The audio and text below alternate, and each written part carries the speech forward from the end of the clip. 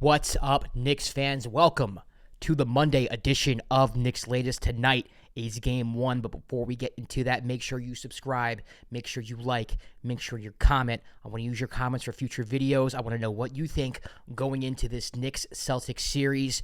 A lot of differing opinions going around Knicks Twitter, around my Knicks fan friends, just in the media in general. Not too many people picking the Knicks, if anybody. Actually, I don't know if I've seen anybody pick the Knicks, but varying between they're going to get swept to this could go 7. Who knows? I want to know what you think, though, so leave a comment. Make sure you subscribe to the video, and let's get into it right away. Tonight is Game 1 in Boston. The Knicks 0-4 against the Boston Celtics this year, coming into this series healthy, coming into this series after winning a heart-stopping game in Detroit to move on into the second round. Very excited to see what happens tonight. Now, we know that the answer to this series, the answer to can the Knicks be competitive into this series, can the Knicks win this series, all relies on the defensive end and whether or not Karl-Anthony Towns and Jalen Brunson can hold their own in the pick-and-roll situation.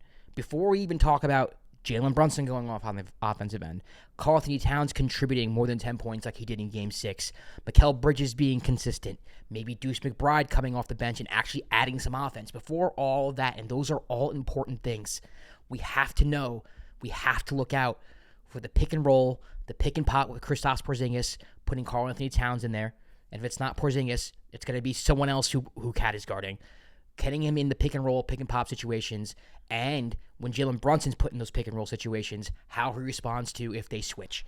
That's the most important thing, the only thing that matters to me in Game 1. What adjustments is Tom Thibodeau going to make going into Game 1?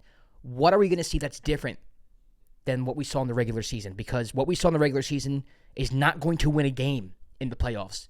Tom Thibodeau is going to have to devise a strategy, a different scheme, maybe go zone, a higher zone. Most teams in the league are doing zone now. Tom does not go zone very often, if at all. What is he going to do to hide Jalen Brunson, to hide Karl-Anthony Towns, or to make them effective defenders? That is the story of the series. That is what I'm looking for Game 1 tonight in Boston. Now, you're the road team, right? You don't have home court advantage. The goal is to go on the road, win Game 1 or Game 2. They have 2 chances here to split in Boston, get the job done. Don't know if they can do it, but I'm anxious to see what adjustments Tibbs makes tonight going into Game 1. I'll give you my prediction in a second, but definitely want to talk more about Tom Thibodeau because at some point in the Pistons series, when the Knicks were only up 2-1 or when it was tied 1-1, and they didn't look good on offense, and things were very difficult to do against the Detroit Pistons, a team that, let's be honest, the New York Knicks are just way more talented than. The conversation about is Tom Thibodeau coaching for his job came up. And I think going into this series, he still is. You know, some of that talk went to bed when the Knicks beat the Pistons, and rightfully so. You know, you didn't lose, so why would you talk about firing a coach? But this team was built specifically to beat the Boston Celtics. The roster construction around this team was to compete with Boston. You get Mikal Bridges. Now you have someone to guard Jaylen Brown and Jason Tatum with OG Anunoby, Mikal Bridges, wing stop. Karl-Anthony Towns spreads out the offense, gives you more of an offensive punch, gives you more space on offense. This team was built with the Celtics in mind, and they have gotten nothing but slaughtered against the Celtics. And a lot of it might be scheme. You know, the Knicks haven't played their best, but a lot of it can be scheme as well, and I think you could make that argument. If they go into this series right now and get swept or losing 5 where most of the games are blowouts, I think Tibbs' job is in question. You know, a lot of people like to make the parallel to what happened in Golden State with Mark Jackson bringing the Golden State Warriors to a certain level, and then Steve Kerr came in and took him to here. You know, maybe Tom Thibodeau is the Mark Jackson for this franchise. I don't know. Who knows? But something has to change here, especially if the Knicks go out limping in the second round. If they go out 4-0, 4-1, not competitive, something has to change in the offseason. And that might be Tom Thibodeau. Now, Leon, they love him. Dolan loves him.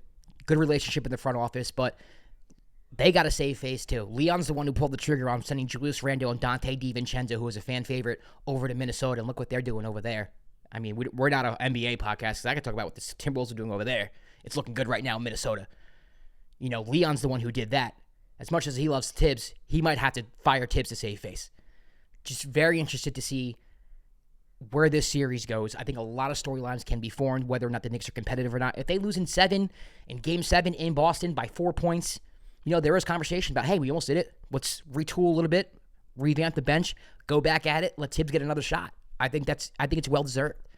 But if they go out like they did in the regular season against Boston, and they get swept, and they get smacked, we might be seeing a Sam's notification really soon afterwards, if I'm being honest with you. This is a team that has championship aspirations, and not that long of a timeline. Karl-Anthony Towns is in his 30s. Jalen's getting up there in age. Josh Hart can only run around and crash to the floor so often. The window is now for the Knicks. Now, next year, maybe the year after that. But the year after that, I don't know. They maybe got 2 or 3 years to win a championship here. So, can't waste any time. Interested to see that. Now, my series prediction, listen, if you've watched this show, if you watched me on this podcast, on this YouTube page, you know that I'm not too high on this Knicks team in particular. They went 4-0 against the Boston Celtics this year, 0-4 against the Boston Celtics this year, getting smacked in most of the games. Came close in the last game. I can't see the Knicks winning more than one game in this series. I think the Boston Celtics win this in 5 max. I don't think it goes 6. I'd be shocked if it goes 6. Blown away if it goes 7. And absolutely, joyfully, happily stunned if the Knicks win this series. But I got the Celtics in 5 here. And I think we're going to head into an offseason with a lot of questions about Karl-Anthony Towns and his fit, Mikal Bridges and his fit, and if Tom Thibodeau is the right coach for this team. So, Celtics in 5, which means naturally I do have the Celtics winning tonight. For a Knicks fan, I just want to see them be competitive. Now, I want to see them win, of course. But if they can be competitive, if they lose this game by a couple points, handful of points, it's right there in the balance, then, maybe my tone changes a little bit and we could have a conversation about me being wrong and maybe the Knicks having a shot in this series. But as of right now, they have given me no indication that they compete with the Boston Celtics when they beat them 0 times. They beat the Cleveland Cavaliers this year 0 times. They beat the Los Angeles Lakers this year 0 times. They beat the Golden State Warriors this year 0 times. They beat the Los Angeles Clippers this year 0 times. They beat the Oklahoma City Thunder this year 0 times. This is not a team that has beat the cream of the crop. They're just not. And that's what they are this year. So hopefully I'm wrong. Let's go Knicks. I'm going to be rooting for them anyway. Just because I have this attitude, just because I'm thinking this is what my head say, doesn't mean that my heart is not rooting for our boys. So let's go out to Boston. Hate that city as a sports town. Let's go up there. Let's get a W. Let's at least split. Come back to the Garden for a raucous Game 3. Maybe turn the series around. I'm rooting for it. Hope you guys are rooting for it too. Listen, let me know what you think about this series in the comment section.